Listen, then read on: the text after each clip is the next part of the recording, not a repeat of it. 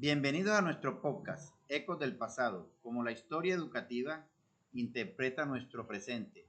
Mi nombre es William y hoy me acompañan mis colegas Carlos, Deimer, Haider, para emprender un viaje fascinante a través del desarrollo educativos, pedagógicos que han marcado nuestra historia. Hola a todos. Como dice William, en este episodio queremos reflexionar sobre una pregunta fundamental. ¿Cómo los modelos educativos del pasado siguen configurando nuestra práctica pedagógica actual? Exacto, Carlos.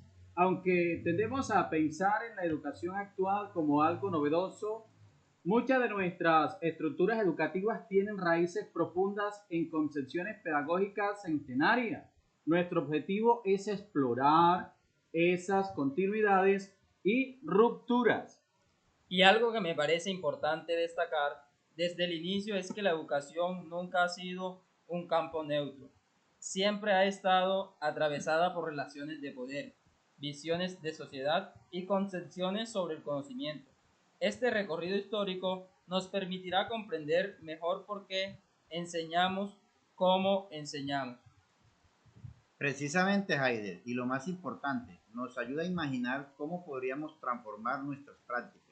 Así que comenzamos nuestro viaje por la historia de la educación. Para comprender nuestro presente educativo, debemos remontarnos a los orígenes de la pedagogía moderna durante los siglos XVII y XVIII, con una figura como Comenius y su Didacta Magna, se establecieron las bases de los que conocemos como educación tradicional. Comenius proponía enseñar todo a todos, ¿verdad? Un ideal que parecía democratizador, pero que terminó estableciendo un modelo fuertemente homogeneizador. Exacto, Deimer. Y luego Johann Friedrich sistematizaría este modelo concibiendo al docente como un centro del proceso educativo y al estudiante como un receptor pasivo de conocimientos.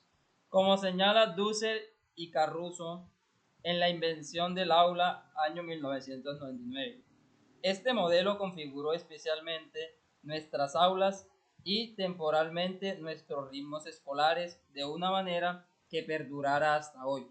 La disposición de los alumnos en fila, los tiempos cronometrados, la fragmentación del conocimiento en asignaturas, todo esto tiene su origen en esta concepción.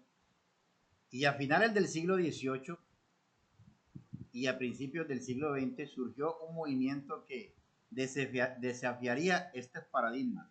¿No es así, Carlos?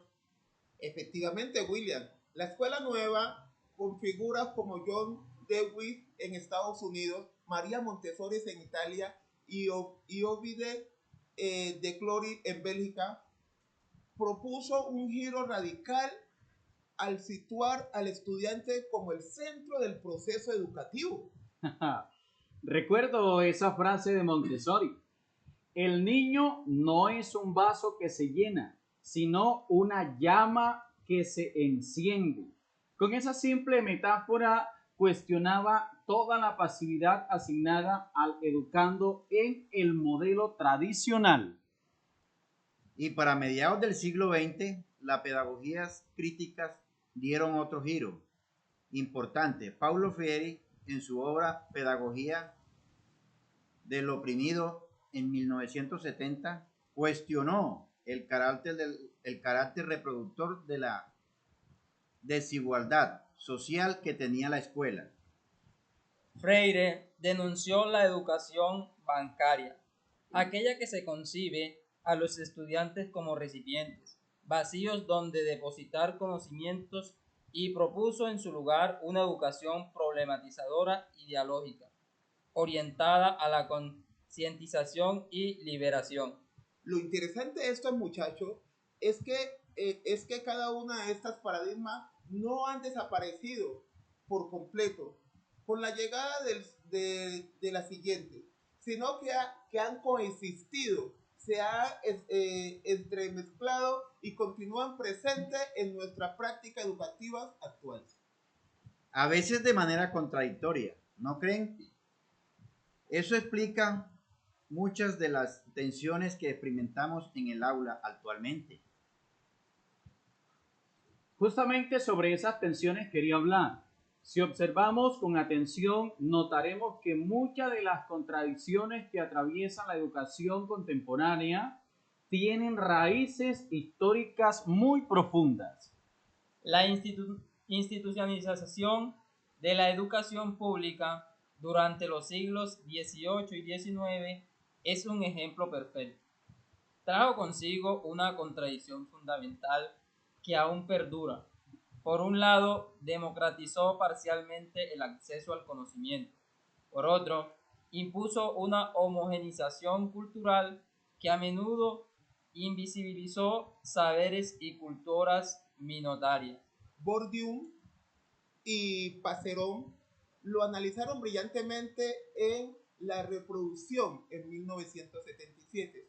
Ellos argumentaron que la escuela ha funcionado históricamente como un dispositivo que baja apariencia de neutralidad, reproduce y legitima la desigualdad social. El sistema educativo tiende a validar ciertos capitales culturales sobre otros, favoreciendo a quienes ya poseen el capital cultural denominante. Es una dinámica perversa que continúa hasta nuestros días. Compañeros, y esto nos lleva a otra tensión histórica, la que existe entre universalidad y diversidad. Los sistemas educativos nacionales surgieron con vocación universalizadora, pero ¿cómo entender simultáneamente a lo común y lo diverso? Excelente pregunta. Ahora te respondo con una nueva pregunta. ¿Cómo garantizar la igualdad sin imponer la uniformidad? Este dilema, presente desde los inicios de la educación pública, se ha intensificado en nuestras sociedades multiculturales. Otra tensión histórica se relaciona con la finalidad de la educación. Educar educar para el mercado laboral o para la ciudadanía crítica. Esta inductiva que Michel Apple analiza en Ideología y Currículo en 1986 ha pasado presente desde la consolidación de los sistemas educativos modernos. Y se agudiza el contexto neoliberal actual, donde la presión por subordinar la educación a las demandas del mercado es cada vez mayor. Vemos cómo las competencias laborales se imponen sobre la formación integral. Interesante. Y no podemos olvidar la relación entre tecnología y educación, que también tiene una historia compleja. Desde la invención de la imprenta hasta la actual revolución digital, las innovaciones tecnológicas han transformado profundamente las prácticas pedagógicas. Muy bien. Sin embargo, como advierte Saviani en el año 1983, la introducción de nuevas tecnologías en la educación no garantiza por sí misma una transformación pedagógica profunda. A menudo se utilizan herramientas innovadoras para producir prácticas tradicionales. Claro, como cuando usamos presentaciones digitales para dar la misma clase magistral de siempre. ¿No es cierto?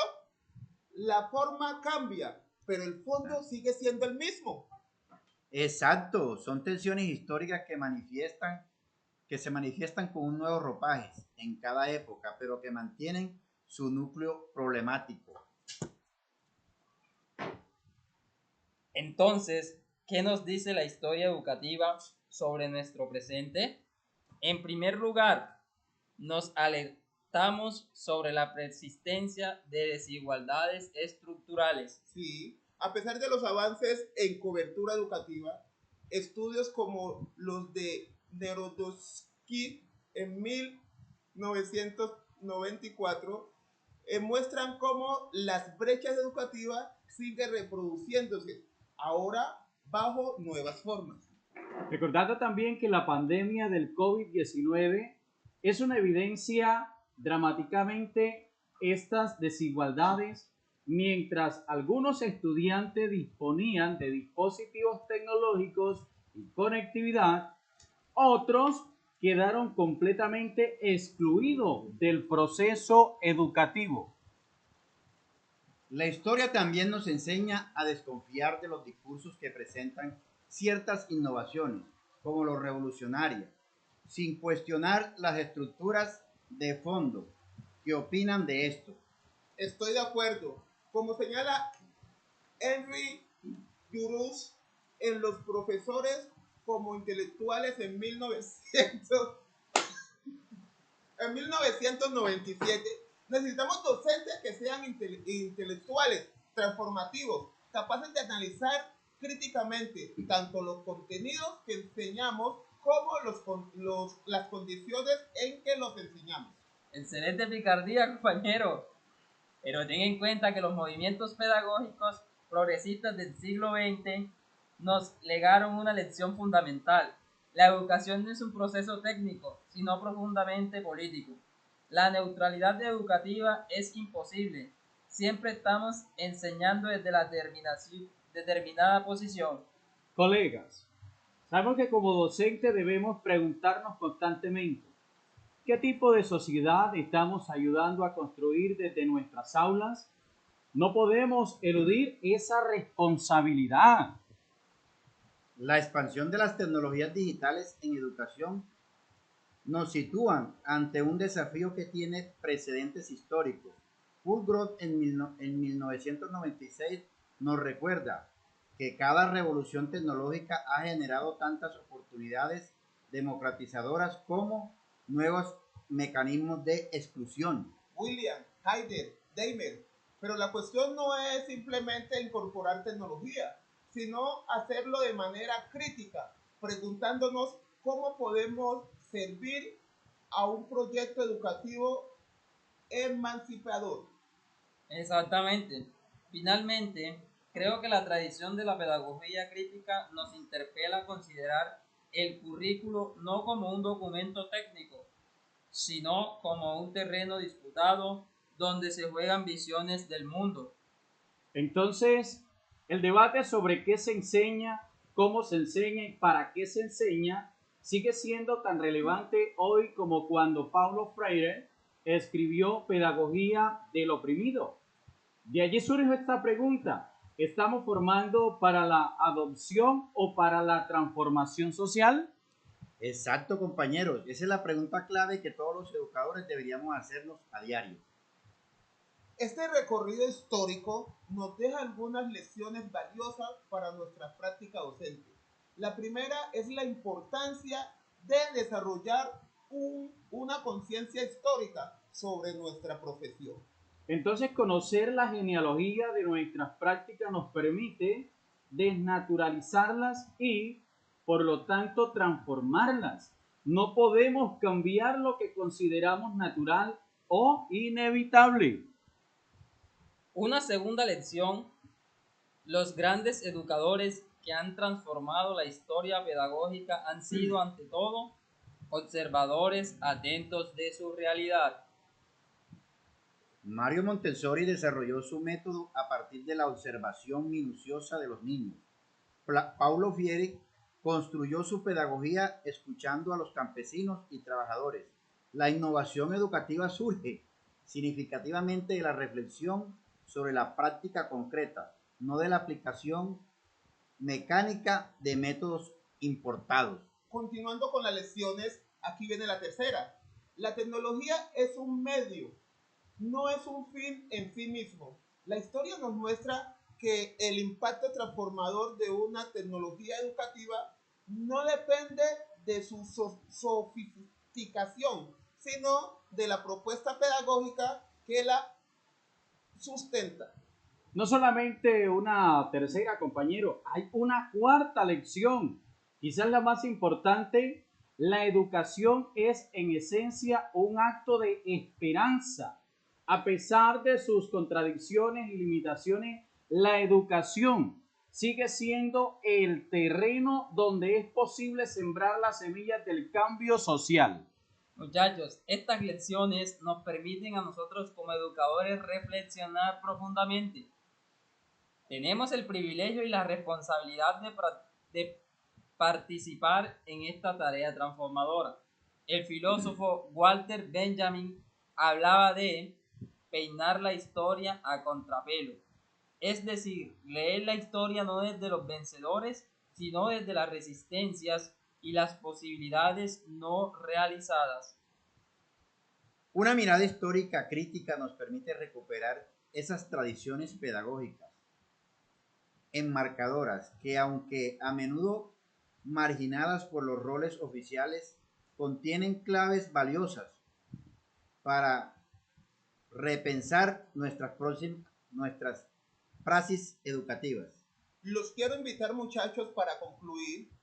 Hagamos de nuestra aula un espacio donde el pasado no sea una carga que nos condena a la repetición, sino una fuente de inspiración para imaginar y construir otros futuros educativos posibles.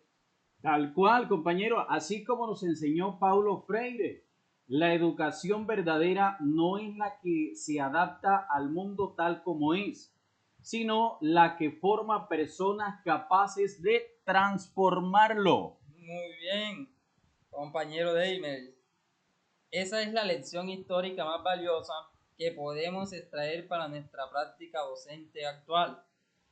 Gracias, compañeros.